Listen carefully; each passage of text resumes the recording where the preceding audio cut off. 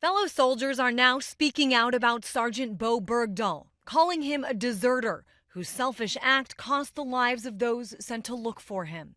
But regardless of the circumstances of his capture, new questions now about the circumstances of his release. A trade of sorts for 5 Taliban members being detained at Guantanamo Bay.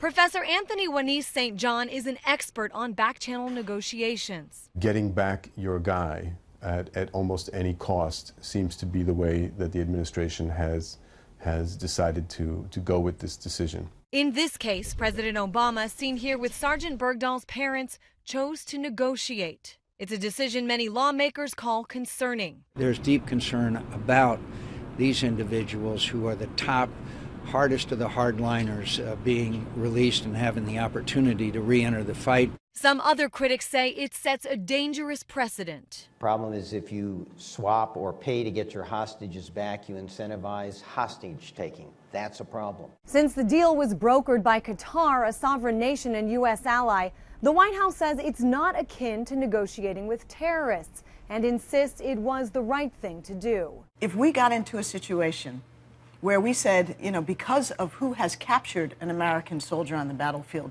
we will leave that person behind, we would be in a whole new era for the safety of our personnel and for the nature of our commitment to our men and women in uniform. Professor Wanis St. John says in this case there were limited options. When we can't obtain what we want through coercion and the use of force, then we need to persuade others to give it to us. And negotiation is the tool by which that is accomplished. How often this tool is used in the future is at this point impossible to say.